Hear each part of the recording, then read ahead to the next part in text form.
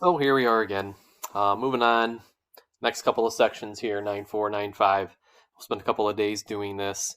Um, Continues on with our thought process with infinite series. Remember, series being the sum of all the terms within our sequence. So what we start with at the top of this page is, you kind of see here, our current methods for determining whether an infinite series will converge or diverge. We have two of them. So what we did your little quiz on the other day, it's kind of why we quiz, just to make sure we stay on top of them moving forward, because we'll add some. One of the things that they've taken off of the AP test is a bunch of these tests to determine convergence or divergence, which is nice. So we really only have to cover the handful that are still going to be on there. And two of them are what you'll see at the top of the page, what we call the harmonic series and what we call the P series. Quick little refresh with these first couple, the nth-term test for divergence, and then a geometric series, and then what we did last week. So nth-term test for divergence deals with the idea of a sequence versus a series. So it says when we use the nth-term test, the limit of our general term of whatever that function would be, that has to exist. So we cannot get a D and E. And then not only does it have to exist, the nth term of the sequence must converge to 0. So what that's just saying is, in a sequence, let's do one like this, 2n over n plus a 1. Let's say that's our sequence. As a sequence, this is going to converge. We would say this converges to 2, because as n goes to infinity, that's going to be the limit of that sequence. But if we talk about that as a series, which basically means we put the sigma sign in front of it, meaning we're going to ultimately be adding these up forever and ever and ever, because again, these are all infinite series. The fact that this is going to converge to 2 would just tell us that over time, we're just going to continue to add 2 over and over and over again. So that's why something like this would diverge if it's a series. So the only way this could possibly work in a series is if this general term goes to 0, so that we would instead be doing plus 0, plus 0, plus 0, plus 0 over and over and over again. All right, if that doesn't happen, if our sequence doesn't converge to 0, then there's just no way that we could converge as a series. Okay, so that's the nth-term test. And then for a geometric series, hopefully we're starting to recognize a geometric series as having some sort of a base. We should be pretty good at this from all of our Math 1-2 days. The way we get geometric series is we have a base that's a constant raised to an exponent, such as this, like this, to where we're just going to be multiplying by 2/5, okay, over and over and over again. If it is a geometric series, then the absolute value of our ratio better be less than 1. All right. So as we move along, then we're going to add a couple of more today, and they're really tied together. What we call the harmonic series, and then what we call a P series. So the harmonic series throws a curveball into a lot of this, and it makes things tricky. In and of itself, the harmonic series is pretty simple. You can see the harmonic series is this expression here, 1 over n. So you would just get 1 over 1, 1 over 2, 1 over 3, 1 over 4, 1 over 5, 6, 7, so on and so forth, forever and ever and ever and ever. So that series is commonly referred to as the harmonic series. So when we make reference of that, that's something that you're just going to want to know. It's 1 over n, which gives us that sequence of terms that we're going to be adding up over and over and over again. The reason this one causes problems for us is if we go back to this nth-term test, this is important to recognize and understand. The nth-term test is only used for divergence. It can only tell us if a series will diverge. If we do not go to 0, then we know our series would have to be diverging. But just because a series does pass the nth-term test doesn't necessarily mean that it's going to converge, and the harmonic series is the most common example of something like that. So in the harmonic series, if you look at this 1 over n term, so if we wrote that as a little room to work over here, that's our series. And I ask you, does this pass the nth-term test? Which means as n goes to infinity, will this go to 0? And the answer to that is a definite yes. This passes the nth term test. However, and you can probably find, since we're in the 6-7 weeks of online stuff, you could probably find a nice little proof of the harmonic series and what I'm going to show you here in a second. So if you wanted to switch me off, go to Twitter and search this yourself. I'm sure there's some better explanations, some more pure math definitions for what we're going to be doing here. We're going to keep this somewhat simple in terms of how we're going to show this. So the way that I kind of show this is the idea that my first sum is going to be a 1, because that's just these added together. And then my second sum is going to be 1.5. So even though we're going to get smaller and smaller and smaller, so let's kind of come up to here now. And then you can plug this into your calculator if you would like to confirm this. So this is one term, and notice how we increased by 1/2. Okay, so we increased by 1/2. So I'll put that, sorry, 1.5. If I go to the next two terms, if we were to add those two terms up, those two terms, make sure, yeah, 0.583. All right, and then that is still greater than the second term here, which is going to be a 1/2. All right, so why do we show that? Just to show this is our first term. If we then add, or the first term after the original, add your next two terms, we get 0.583. Add your next four terms, so we went 1, 2, 4. When we add these guys together, let me do this a little different color. You would get 0.635. That is greater than that 1/2 that we get right here. So our rate of change is increasing as we grow. So again, we went 1, then 2 terms, then 4 terms. So we're growing exponentially in terms of how we're proving our sums to be greater than the 1/2, so that we show this diverges. So if I went 1, 2, 4, if we do the next 8 terms, which would take us from 1/9 to 1/16, and we added those together, we get 0.663. All right, still greater than half, still greater than the 0.635. Notice how the sums of all of these are growing. If we were to go over to 1/32, because we're growing exponentially, here's 8. So we add the next 16, that same thing is going to happen. That sum is going to be greater than 0.663. And what this is showing us, since this goes on forever, so we can go to the next 64, we can go to the next 128, the next 256, and each time we add those up, we're going to see that that sum is going to continue to grow. It does it slowly, but the sum does go to infinity.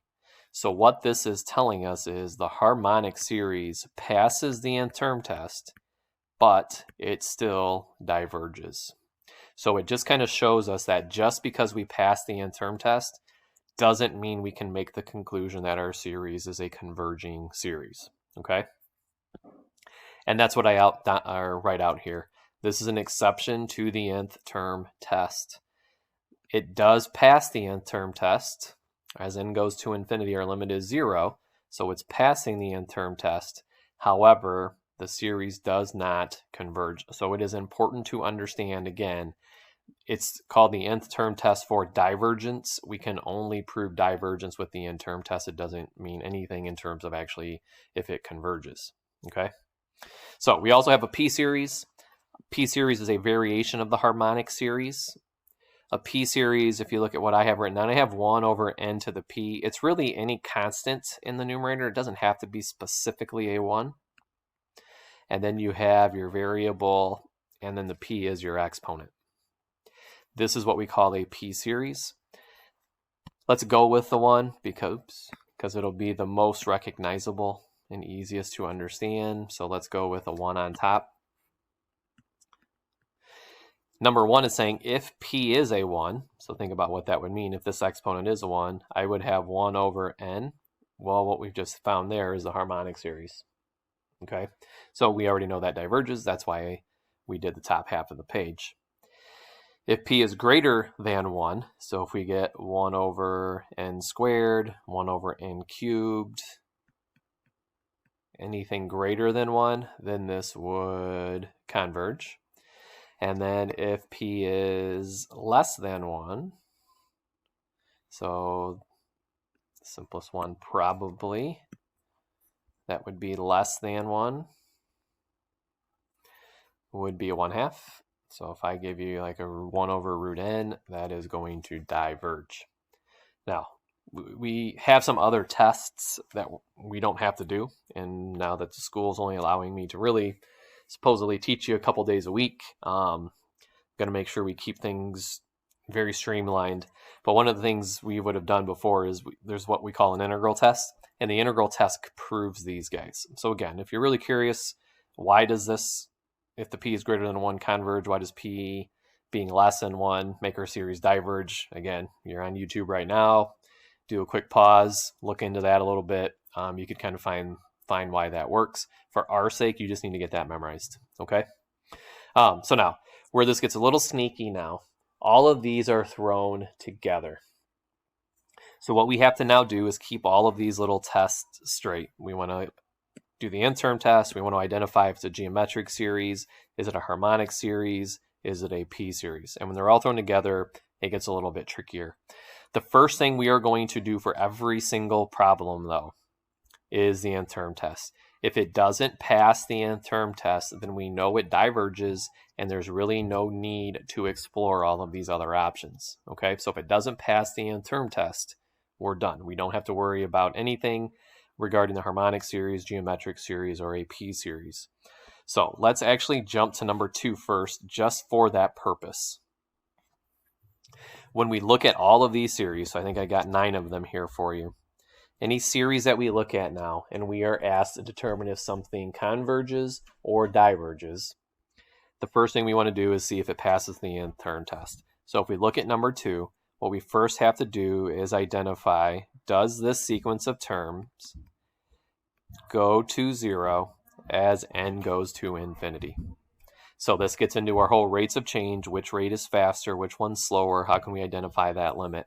So the natural log we talked about is our slowest, pretty much the functions that we deal with is going to be the slowest growing function.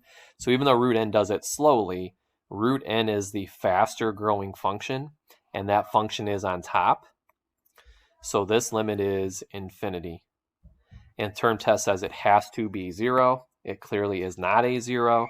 So what we could then do is say that this diverges. All of these would require an explanation. We always start with what test we use to determine our statement of whether or not it diverges or converges. In this case, we said it diverges, so we would say the n-term test.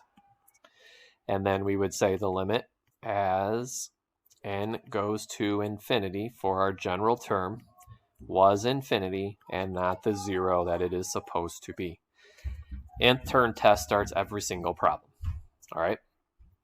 If it passes the n-term test, then we've got to do some more exploring, because we've just shown with the harmonic series that we can pass the n-term test, but still diverge. Okay. All right. So now let's go to number 1. First thing we're doing again is the n-term test. So you're going to look at this guy and basically ask him, as n goes to infinity, what is your limit? And what we would see is the limit is a 0, so it passes the n-term test. That's sort of unfortunate, because that means we need to explore some more. We now need to reference another test to actually prove whether or not that it would converge. So we know that it passes the n-term test, and now we have to identify, is this a geometric series?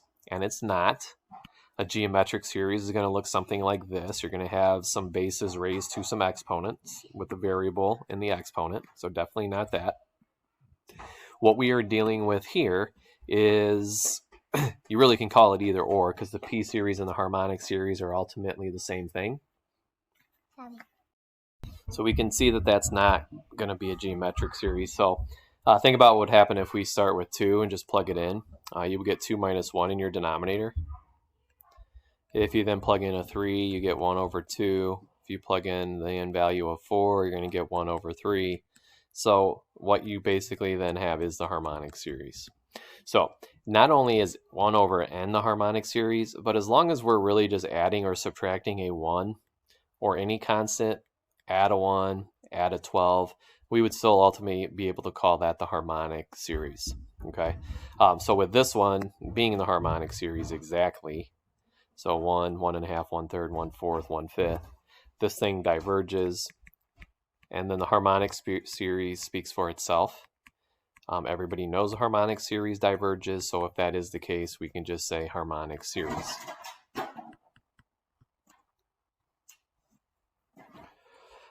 Three, again, has to pass the n-term test. So if we look at the series here, as n goes to infinity, the faster growing function is in our denominator.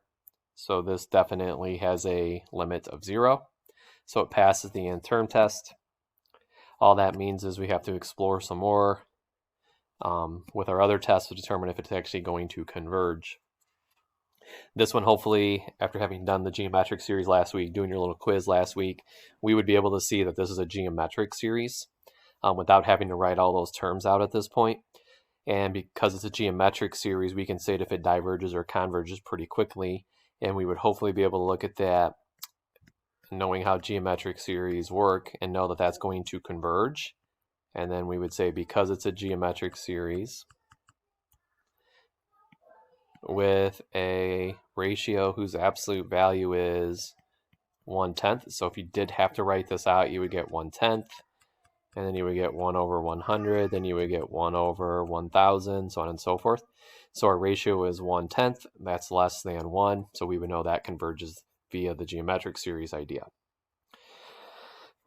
4, again, we start all of these off with the n-term test. So as n goes to infinity, if we now evaluate this limit, this will be one that's nice because our limit here is a 2.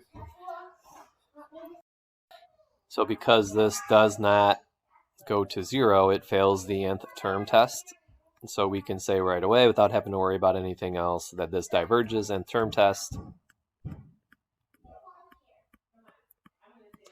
The limit as n goes to infinity for that general term was 2, and then not the 0 that it's supposed to be. 5, again, if you look, we have a base that's a constant in the numerator raised to a power, another base that's a constant raised to an exponent that's a variable as the power. So this is a geometric series where we would get 2 to the first, 3 to the first, 2 squared, 3 squared, so on and so forth. So this is a geometric series, and then what we would see that we are multiplying repeatedly by is, well, I shouldn't do that. Again, I always tell you to start with the nth term test. So quick little review. This passes the nth term test because 3 to the n is your faster growing function. It grows faster than 2 to the n. That is why we know that we have to continue on.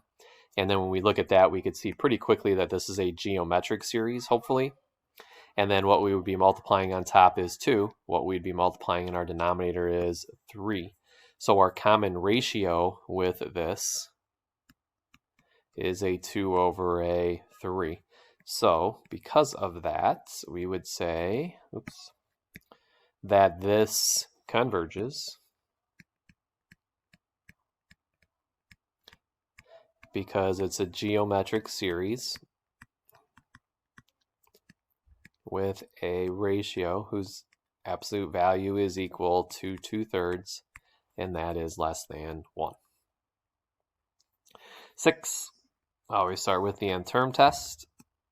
So as n is going to infinity, what we should recognize here is this function on top is an exponential function. The function on the bottom is a linear function, and we know exponentials will outgrow linear functions. So this limit is infinity and not 0 like it's supposed to be. So this one is a nice one that we can say diverges right away due to the n-term test. The limit as n goes to infinity for our general term was infinity and not 0. 7, n-term test, start with that. As n goes to infinity, we have a constant on top. Our faster growing function is in your denominator here, so this definitely passes the n-term test. That doesn't necessarily mean that it converges. That just means we need to use a different test to determine if it converges. And this is the first one we're going to write for this explanation. But again, it doesn't necessarily have to be a 1 on top. As long as you have a number in your numerator, a regular constant, not raised to a variable, and then you have an n to the power of p, this is a p series. All right, so this one sets up perfect as a simple little p series. We have a constant in the numerator, and then you have an n squared in your denominator. So let me take you back real quick. All right, in a p series, you have this constant on top, and then you have the variable raised to some sort of a power. That power is your p. If p is greater than 1, we converge. If p is less than 1, we diverge. So for us, this problem, our p was greater than a 1. This 2 here is telling us that this is going to converge. So we would say this converges. We would know that because it's a p series with p equal to 1/2, which is, equal to 2, which is greater than 1. And that's how we know a p series would converge. 8. Another one sets up nicely where you have a constant on top, and then you have a variable in your denominator. This is what we would call a p series, but it's the known p series of a harmonic series. The reason the 2 doesn't really matter is we've talked about this for a long time now. We could pull that 2 out if we want. So if n goes to 1 and make this a 1 over an n plus a 1. It doesn't matter as long as this diverges. It doesn't really matter what you would multiply by. If this guy's going to infinity, the 2 would just make us go to infinity even faster than we normally would. It also doesn't matter that I would have this 2 here. We're going to ignore that. If we plug in a 1, we actually start at 1/2 here with our first term. So if I let this 1 be my n, I would get 1 over 2. That's the first term in my sequence. And then I would start with the 1/3, the 1/4, 1/5. This is still considered the harmonic series. It still diverges. Saying the harmonic series diverges means the sum is going to go to infinity. The simple little fact that we're missing the first term of a 1 right here would just mean that we are always just 1 a little bit smaller than what the harmonic series divergence would be, but it is still going to be diverging. Okay, so you really could use either or. You could just say it's a harmonic series. That's probably the simplest and the easiest. You could say it's a p series with a p equal to a 1. All right, so we're going to go with diverges. And since it's the shortest and simplest, we're just going to say it's a harmonic series, and then everybody knows the harmonic series diverges. Okay. Last but not least, again, nth term test. As n goes to infinity, all I've done is I've flipped number 5 around. Just a little review here. We know 3 to the n grows faster than 2 to the n, so that we know that the limit as n goes to infinity would be infinity, and then not the 0 that we know it's supposed to be. So this one would diverge. Nth term test.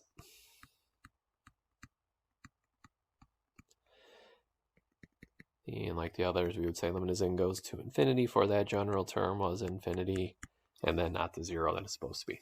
Okay. I left you, so the assignment sheet I attached last week to one of those messages. I had you go good through the first 4 days through last week. Here are the problems if you wanted to try some out of your textbook. I'm not going to do another schedule. It's probably just easier for me to do it like this, give them to you as you complete the set of notes that you're given. Those are some problems out of the book you can look at. Hopefully this makes some sense. Under normal circumstances, we've skipped a full day before we would have done these notes. And then even within these notes, there's a couple of other tests. So I think having rearranged this and put this together, you should be good, but you're kind of the guinea pigs of the new leaner version of this chapter. So hopefully this makes some sense. If not, again, you can always reach out and talk or ask a question. And I'll do my best to answer. So short one, hopefully it made some sense, and we'll see you guys shortly.